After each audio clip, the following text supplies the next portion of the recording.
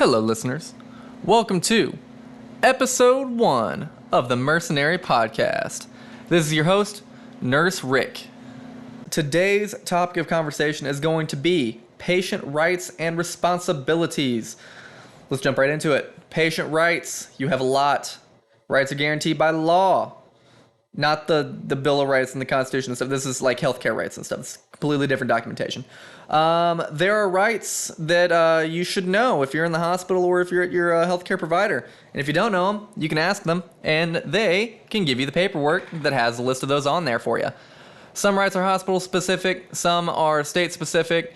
So some hospitals can have the bare minimum. Some of them can have some like extra stuff they threw on there. It just kind of depends, on which hospital you're at. Patient responsibilities. You also have a lot of those. As a patient, you have a lot of responsibilities that if you don't know them, when you ask for that patient rights sheet, on that sheet also, most likely, is going to be included patient responsibilities. It's what the healthcare team expects of you for the best possible treatment outcomes. All right. So next up is going to be a list of patient rights that is from a sample hospital or sample organization. This is going to be Health Services, Los Angeles County Ambulatory Care Network. All right, so they got their patient rights and responsibilities. Most hospitals have theirs online. We're just going to go ahead and read through some of these. So, if I read this in the voice that I imagine the person typing this was reciting in their head, it's going to be quite boring and monotonous. For example, let's go into number 1. You have the right to considerate and respectful care, and to be made comfortable. You have the right to respect for your cultural, psychosocial, spiritual, and personal values, beliefs, and preferences.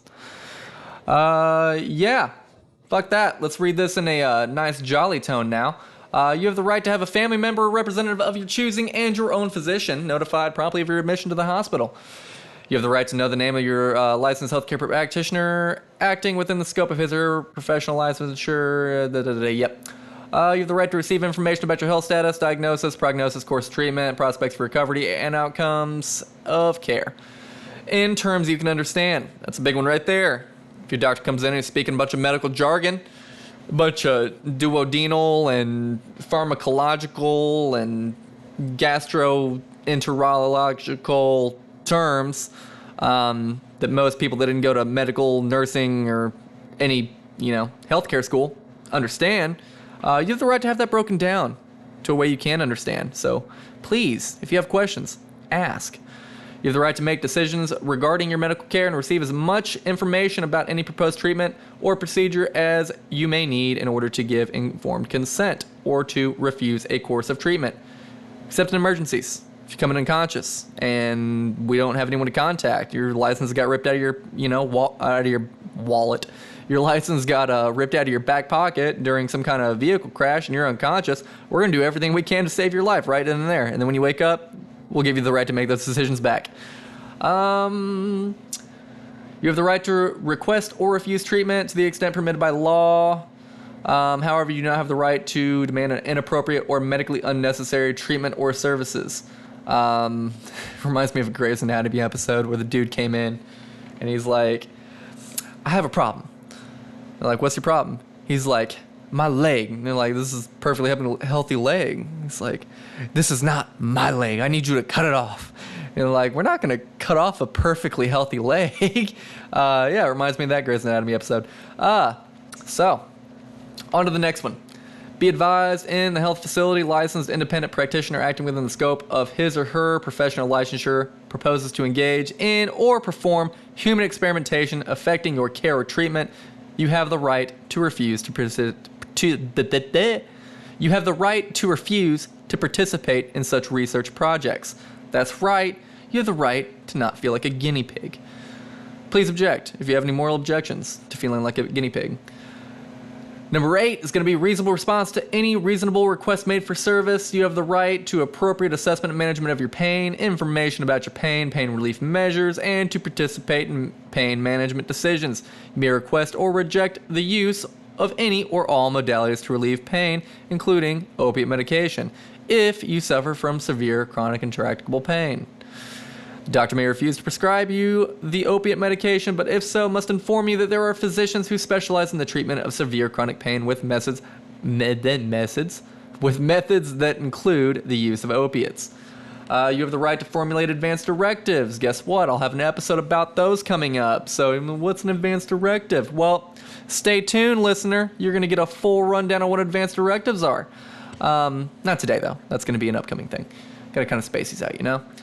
This includes designating a decision maker if you become incapable of understanding a proposed treatment or become unable to communicate your wishes regarding care. Health facility staff and practitioners who provide care in the facility shall comply with these directives. You have the right to have personal privacy respected. Case discussion, consultation, examination, and treatment are confidential and should be conducted discreetly. You have the right to be told the reasons for the presence of any individual. If you're going to teach in a hospital, you're going to have students. You can ask the students to leave. I mean, the students are there to learn. They really appreciate it if you let them stay, but you also don't have to have 40 people in your room if you don't want to. You have the right to confidential treatment of all communication and records pertaining to your care and stay in the healthcare facility. You will receive a separate notice of privacy practices. Yeah, my hospital has that. That explains your rights, your privacy rights in detail and how we may use and disclose your protected health information. You have the right to receive care in a safe setting, free from mental, physical, sexual, or verbal abuse and neglect, exploitation, or harassment. Kind of goes without saying. Glad they wrote it down, though.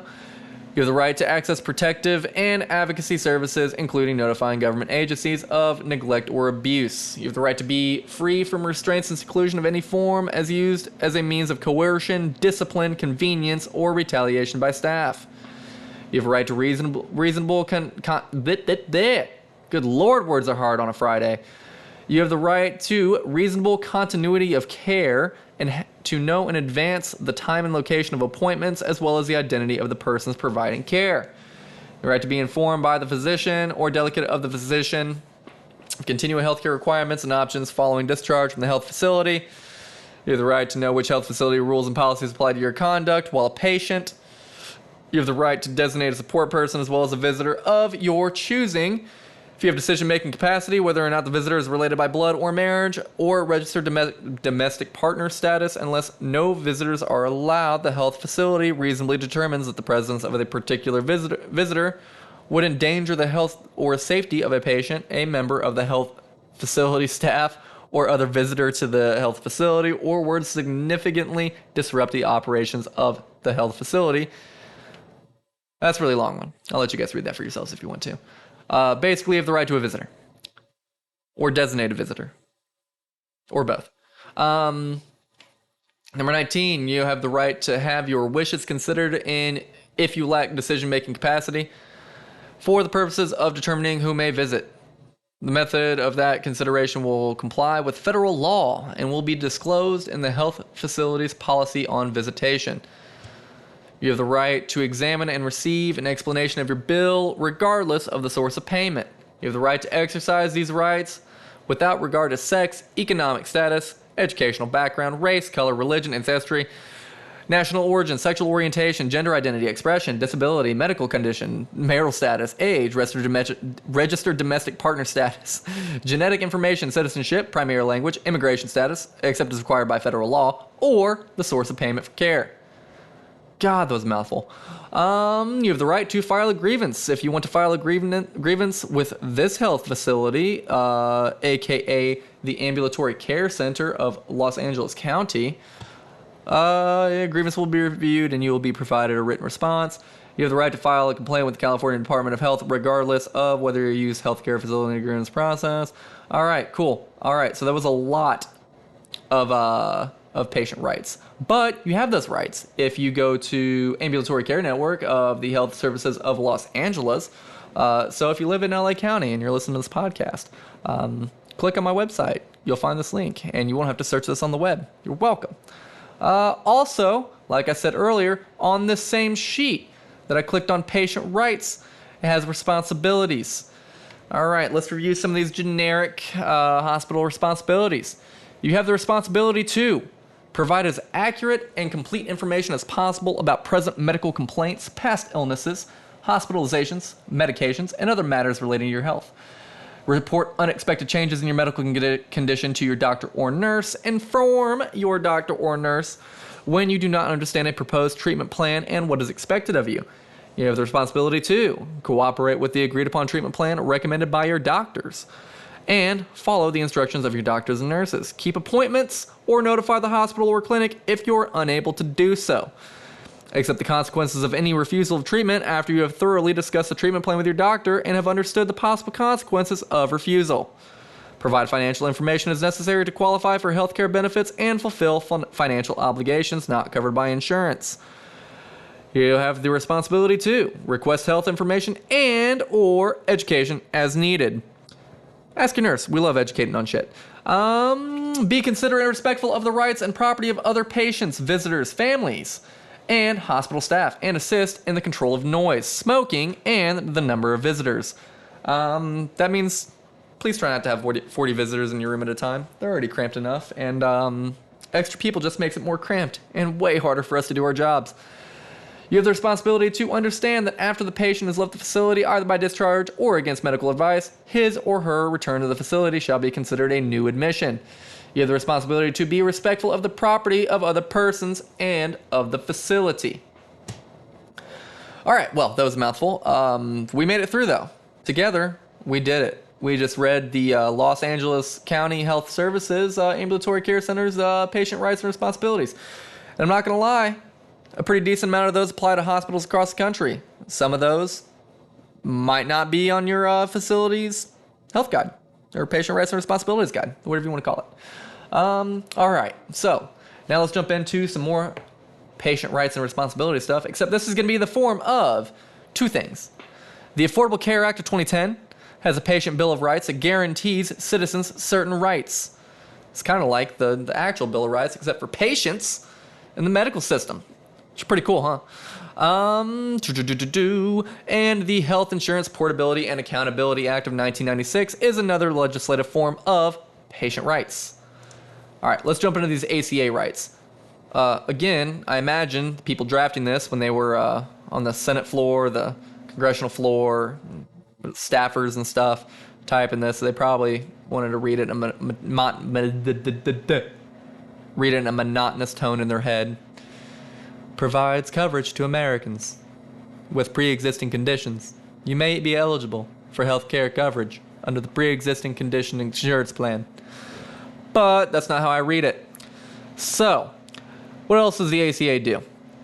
Protects your choice of doctors, choose the primary doctor you want from your plan's network, keeps young adults covered up until the age of 26 if you are eligible.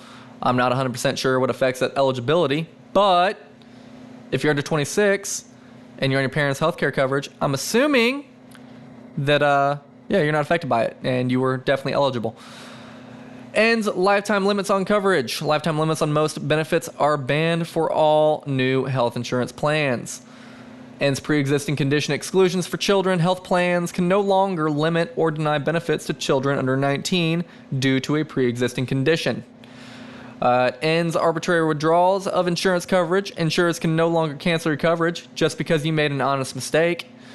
Reviews premium increases. Insurance companies must now publicly justify any unreasonable rate hikes. The ACA also helps you get the most from your premium dollars. Your premium dollars must be spent primarily on healthcare, not administrative costs. See what else does it do?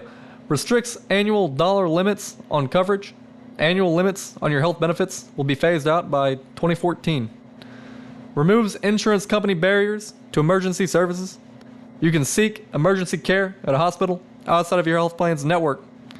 Covers preventative care at no cost to you. You may be eligible for recommended preventative health services, no copayment. It guarantees your rights to appeal. You may now have the right to ask your plan reconsider its denial of payment.